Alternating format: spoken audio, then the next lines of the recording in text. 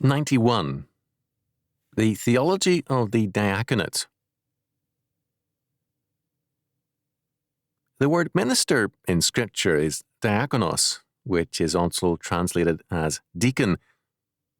Diakonos refers to one who is a servant. It can mean either one doing servile work or a man rendering voluntary service out of faith and love. The word probably comes from the verb dioko, to hasten after, run after, or pursue. It is used for domestic servants, John chapter 2 verses 5 and 9, civil rulers, Romans chapter 13 verse 4, Christ himself, Romans chapter 15 verse 8, Galatians chapter 2 verse 17, the followers of the Lord in their relationship to him, John chapter 12 verse 26, Ephesians chapter 6 verse 21, Colossians chapter 1 verse 7, chapter 4 verse 7, the followers of Christ in their relationship to one another, Matthew chapter 20 verse 26, chapter 23 verse 11, Mark chapter 9 verse 35, chapter 10 verse 43. The work of preaching and teaching by Christ's servants, 1 Corinthians chapter 3 verse 5, 2 Corinthians chapter 3 verse 6, chapter 6 verse 4, chapter 11 verse 23, Ephesians chapter 3 verse 7, Colossians chapter 1 verse 23 and verse 25, 1 Thessalonians chapter 3 verse 2, 1 Timothy chapter 4 verse 6. Those who serve in the churches, Romans chapter 16 verse 1, Philippians chapter 1 verse 1, 1 Timothy chapter 3 verses 8 and 12, and of false prophets who are servants of Satan, 2 Corinthians chapter 11 verse 15. In its verb form, the word is diakoneo, to serve, minister. We have a telling usage of both noun and verb in Matthew chapter 20, verses 25 to 28.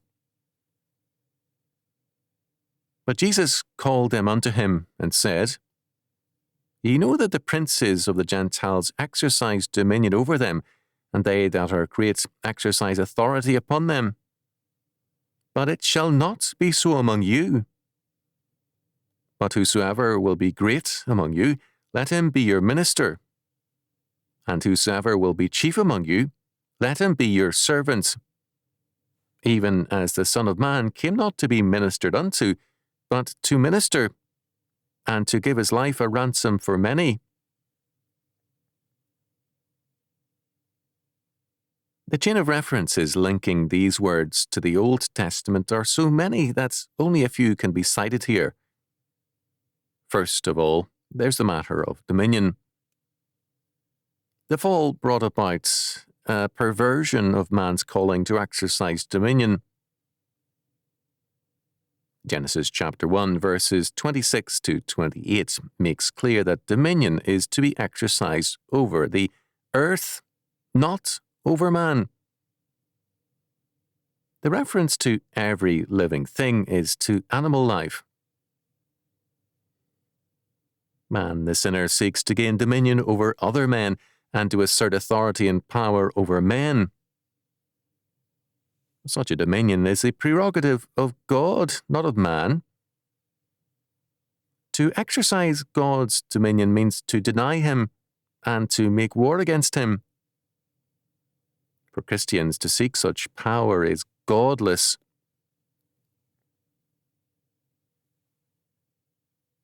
Second, the goal of pagan efforts to exercise dominion is to make others servants, whereas the goal of Christian efforts is to become a servant in Christ and of Christ to other men, unto Christ's people in particular.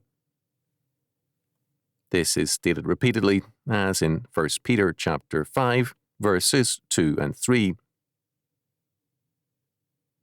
Feed the flock of God which is among you, taking the oversight thereof, not by constraint, but willingly, not for filthy lucre, but of a ready mind, neither as being lords over God's heritage, but being ensamples to the flock. In spite of the commonplace abuse of the term, civil officers are still called public servants, because Romans chapter 13 verse 4 so describes them. They are ministers, deacons, or servants. It is the Christian heritage which leads to this usage. The goal of the princes of the Gentiles, of unregenerate society, is to exercise dominion over men and to make servants of other men. This leads to a society of vultures, all men seeking to prey on other men. It leads to radical conflicts, disorders, and stresses. On the other hand, a diaconal theology sees Christ the King giving his life as a ransom for many, and as one who came to minister, not to be ministered unto. It is therefore the duty of every Christian to manifest this same diaconate in his own life. A diaconal society is one of mutual interdependence and service, a society in which men seek to meet needs in Christ's name. A vulture society will self-destruct. A diaconal society will prosper and flourish.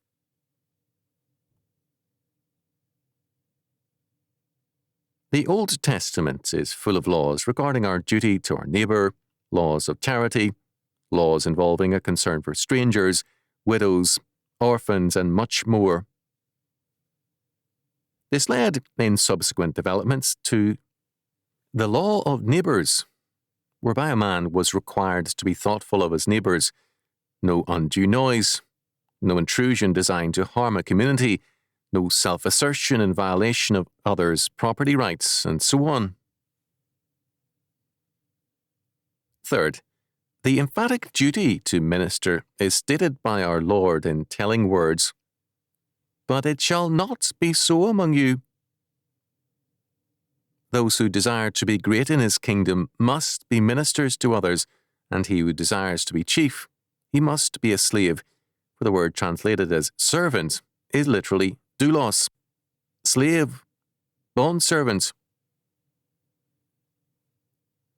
The implication is clear. We are not our own. We have been bought with a price.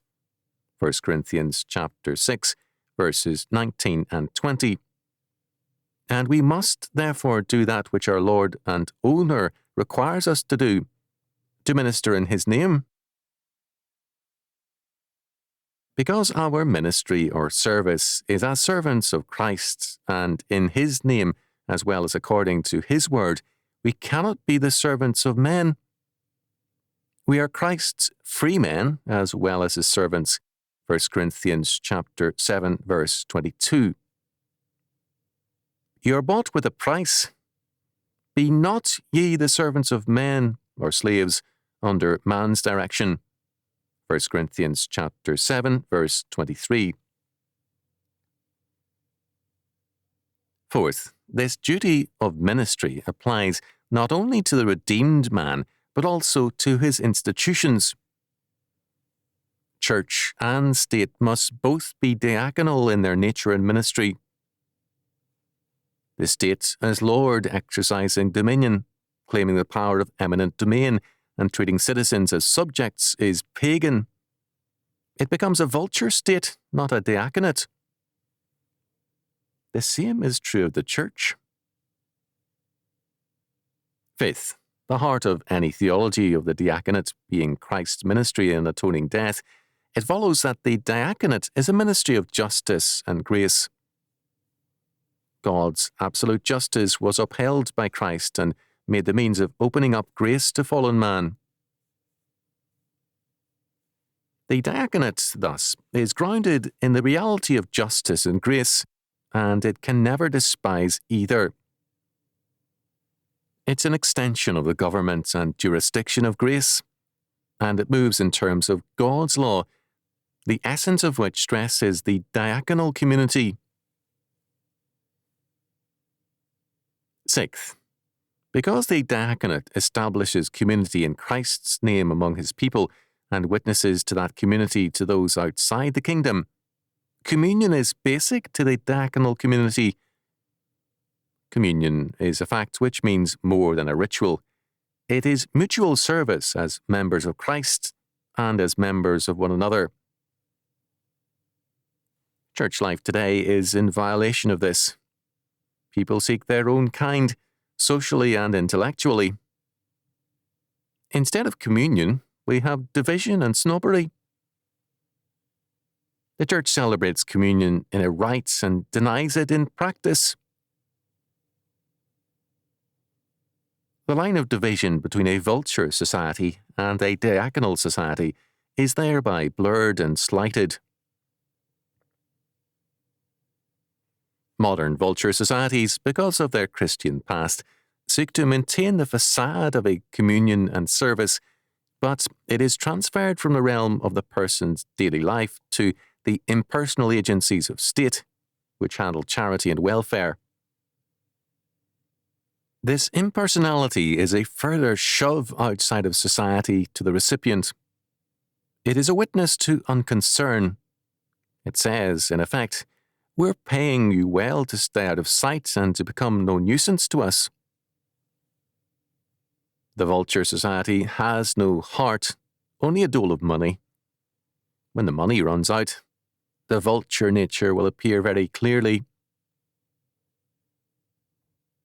Unlike the vulture society, the diaconal society is not created from the top down, but from the bottom up. It appears wherever any believer ministers in Christ's name and in terms of his word. Freely ye have received, freely give. Matthew chapter 10, verse 8. Its essence is communion in deed, not merely in rite. A society without communion will explode into violence. The choice is between communion and revolution. Fallen man drifts into revolution because he is capable of nothing else. The social explosion in a vulture society need not be, and usually is not, ideological. It self-destructs because every man as his own God is at war with every other man.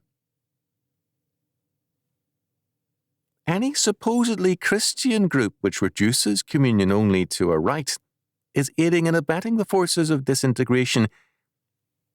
It is salt without savour, fit only to be trodden under foot of men. Matthew chapter 5, verse 13. History will see, Revelation chapter 19 makes clear, the destruction of the society of vultures, devoured by the vultures of the heavens. Revelation chapter 19, verses 17 and 18. Whereas the diaconal society is summoned to enjoy the marriage supper of the Lamb. Revelation chapter 19, verse 9. A wedding banquet means rejoicing, dancing, drinking, happiness unbounded. It is a symbol of the fullness of communion, whereas the humanistic vulture society is a cannibalistic conclusion to the kingdom of man.